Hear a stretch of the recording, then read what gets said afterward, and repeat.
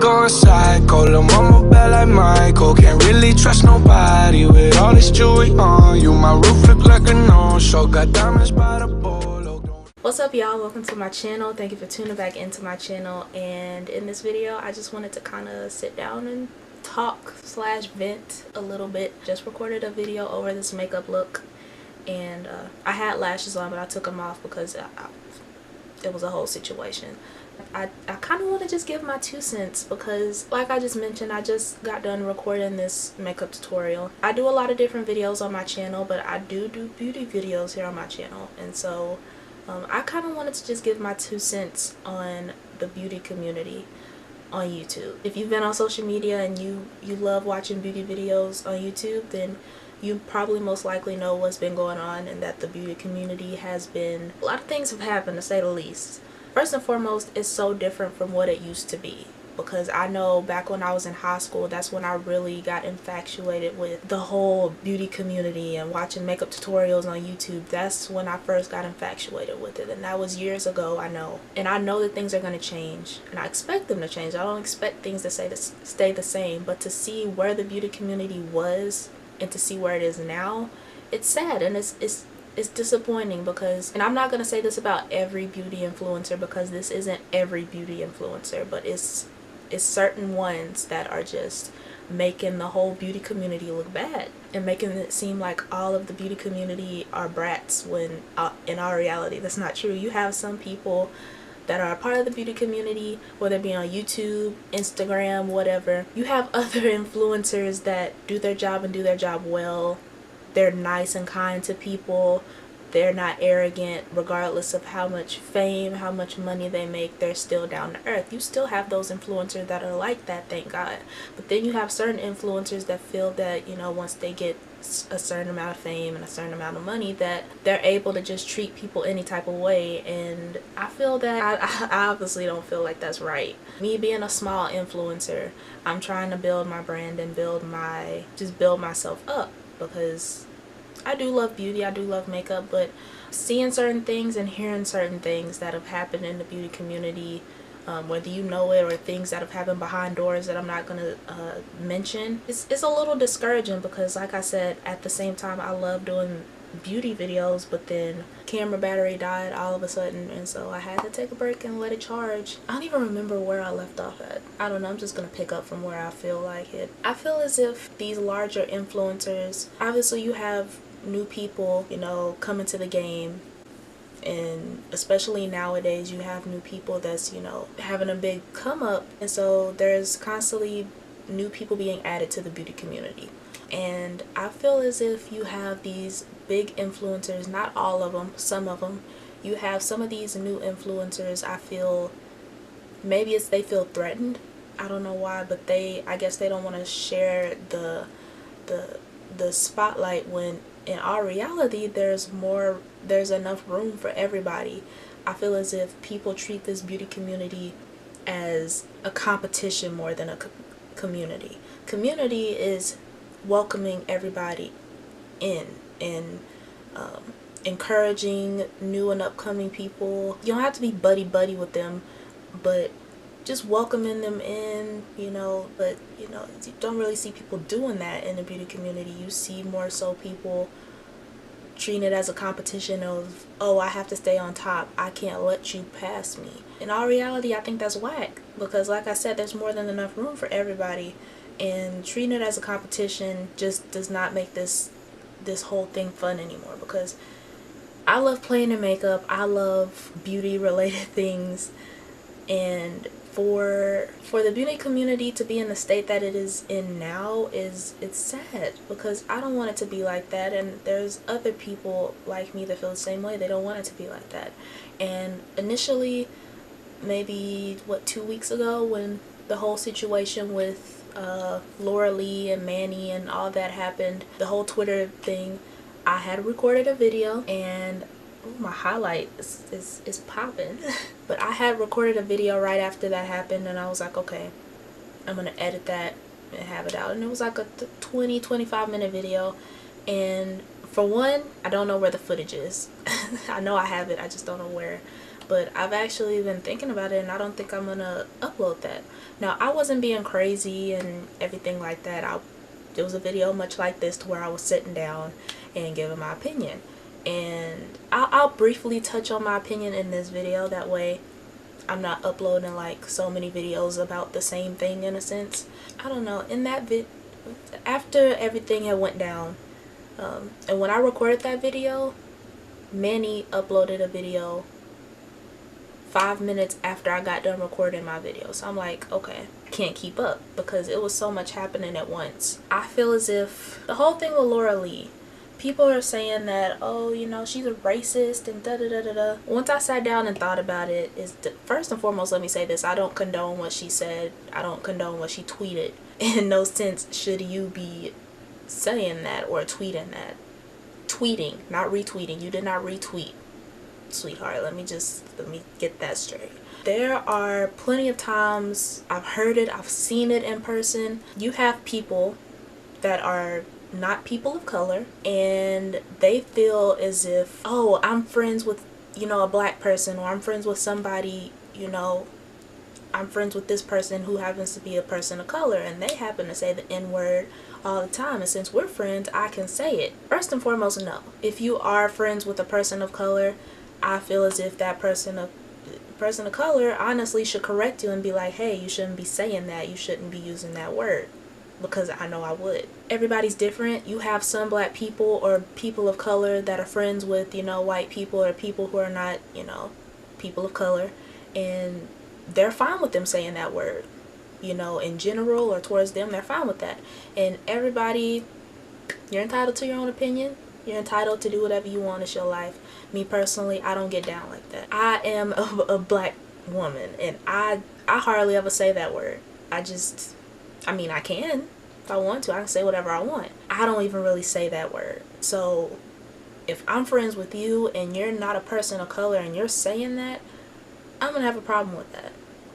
The problem so my whole thing with me saying that is, there's been times, especially in school, that's where I heard it all the time. In school, you have, you know, white people saying the N-word, what up, my, or this or that, and it's like, and I've had classes with these people, and they don't portray to be racist, they don't act racist, you know, they're not saying that in a derogatory way, but they don't understand the true meaning behind that word and the effect it has.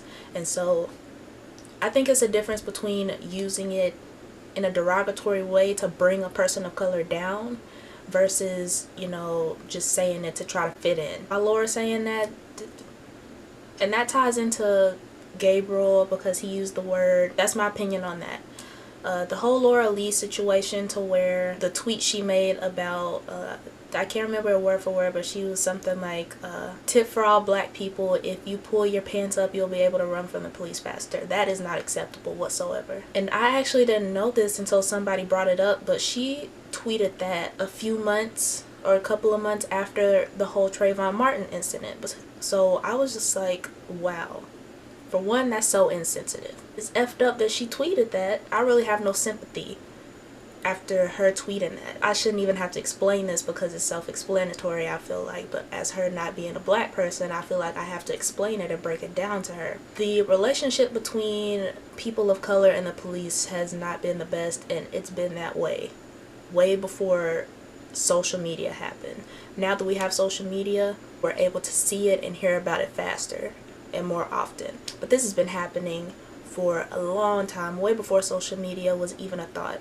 So there is no way she should be able to say, oh, you know, I didn't know anything about that, or blah blah blah. No. For one, that's insensitive. And she not only made tweets about black people and needing to pull their pants up to run faster from the police, she also talked about Asian people and their eyes, and she also talked about, she was making fat shaming tweets.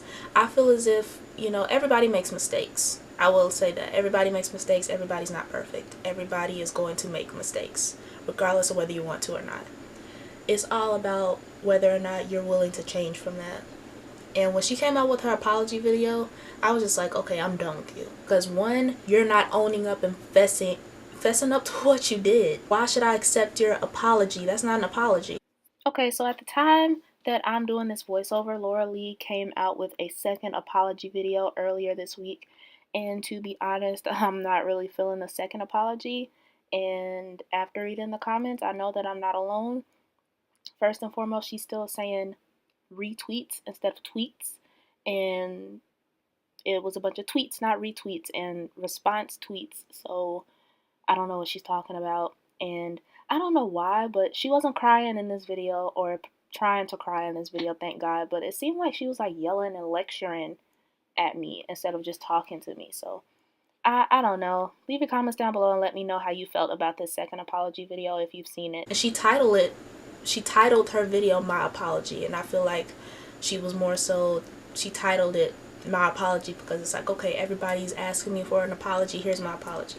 That's how it came off. And to sit on there and try to push out fake tears and say that you retweeted a tweet, no, sweetheart, no.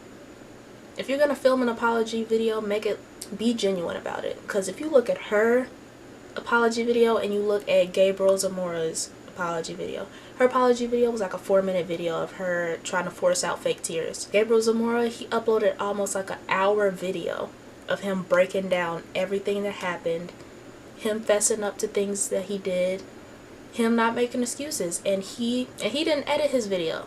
That was another difference. Laura, she edited her video, and it seemed like she kind of moved clips around a little bit, and it was like jump cuts. It'll be 1 minute to where, you know, she's trying to talk and I guess hold herself together, and then the next minute she's like in the next clip. So it's like, that makes no sense. But the beauty community has gotten to a point to where it feels almost like high school, and I personally don't miss high school. Certain reasons like this, you have people that feel as if it's almost kind of like Mean Girls.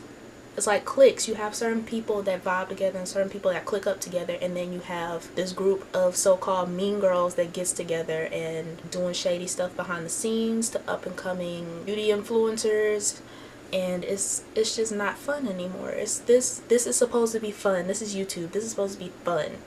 This is not supposed to be a competition. This is not supposed to be so drama filled. This is not supposed to be, it's not supposed to feel like this. It should.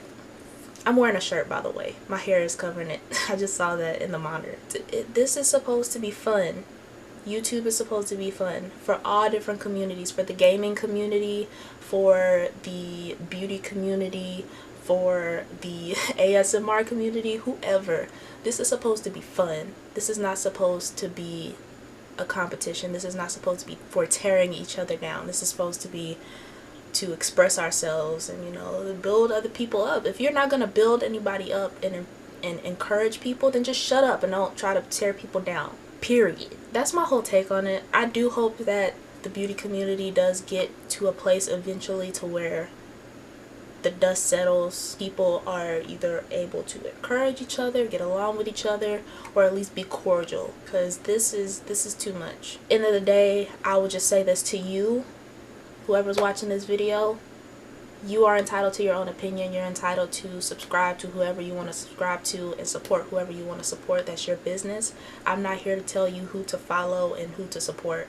That's your own decision to make up. I'm not here to influence you on that. What I will say is, pay attention to how genuine somebody is. Pay attention to just how they are as a person, because I know you can only tell so much by looking at them through a short YouTube video or looking at them, you know, whatever they do on social media. When situations like this happens to where things are brought up in the past and people are making apology videos and my truth videos, you're able to truly see who is genuine and who is just putting on a facade for the camera. Just be careful who you support, because at the end of the day, you never know who you're truly supporting, and that goes for me as well. I've been subscribed to people who I thought were just cool people, but then all of a sudden certain things start happening and it's like, okay, I can't support you anymore. So just because these tweets were made doesn't mean that it doesn't mean that I support, you know, like Laura Lee, for example. It doesn't mean I support her, but I'm not gonna go out of my way to constantly bash her and all that. I'm tired of that.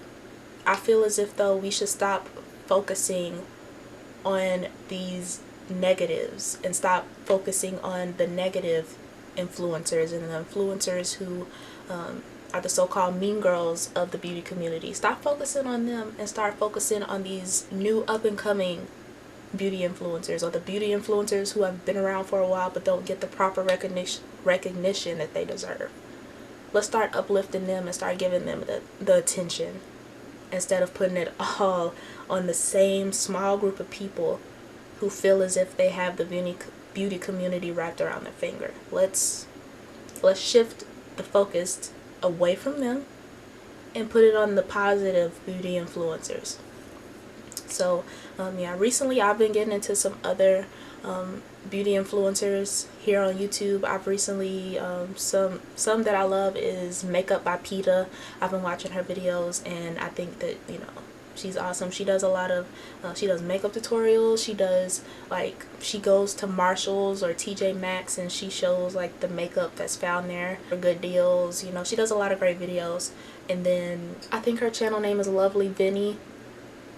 She's been uploading more constantly, and and she's been coming out with a lot of great content. So, you know, let's just support each other. Let's not tear each other down. And yeah, if you want to check out either one of their channels, I'm gonna try to remember, but I'll have their the links to their channels down in the description box below. Maybe I'll just link one of my favorite videos from their channel, and you can go from there, you know, decide whether or not you want to keep following. But I feel as if we need to build each other up. It's already enough going on in the world. Let's build each other up. And at the time that I'm recording this video, this has nothing to do with the beauty community, but I just want to say rest in peace to Mac Miller. I'm sending prayers to his friends and family. And let's remember to build each other up, not tear each other down. I know it's so easy to get wrapped up into the drama, these drama videos, because I'm guilty of it. I like to hear the tea. Let's remember to build each other up and not get so gooped up into that all the time. Is that good every now and again? Okay, yeah, fine. Let's try to focus on this positivity a little bit more to kind of shift this change into the beauty community back to a good place. Thanks for listening to me vent. Leave your comments down in the comment section below and let me know what you feel about the state of the beauty community right now. And if you like me doing videos like this, then let me know down in the comments below. If you want me to do another video talking about something, leave it down in the comment section below and maybe I'll do a video over it. But I'm gonna try to go to bed. I'll see y'all in the next video. Make sure hold up.